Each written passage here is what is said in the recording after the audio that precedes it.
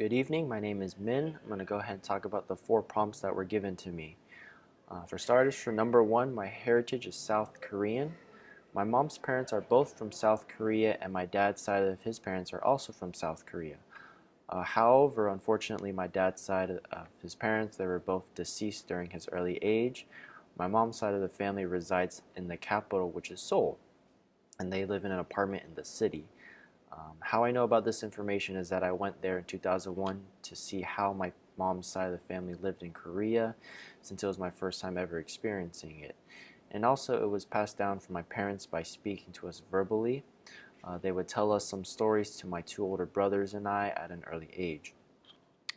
But other than past my grandparents, I do not know much more about it because my parents don't like talking about family history that much. And number 2, in a short summary, culture is defined as the norms of society, and I believe that one's race is related to their culture by the way you were raised in your environment. So for example, when I go to church, as I pass an elderly person, out of showing respect, I would need to bow my head and greet them, such as like this. Another example would be after I would be done eating a meal that was prepared by my mother or from another Korean parent, I would have to say 잘 먹었습니다, which means I ate the food deliciously. And for number 3, art in general impacts a culture by helping them understand art, by giving them a different gateway or perspective. It helps people appreciate more and have people accept the art that is presented in front of them. So for example, Pokemon was viewed as where only nerds, geeks, and children would play this game. However, as time progressed, Pokemon started to make more episodes for their shows, movies were made, Pokemon games were created, such as Pokemon Go and Pokemon Sun and Moon, and even Pokemon cards were created.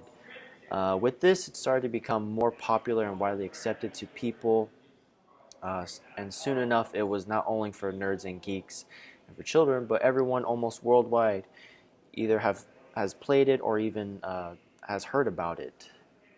And for number 4, ethnocentrism to me is known as a person viewing a culture through their own eyes, which could lead to misinterpretations and judging another culture incorrectly.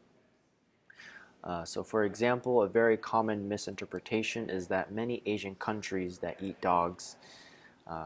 In America, we view that as something horrible and unbearable to hear about. However, in Asia, for some countries, it is very common and normal.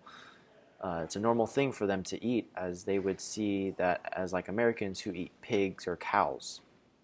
So these are my 4 answers to the prompts that were given. Thank you.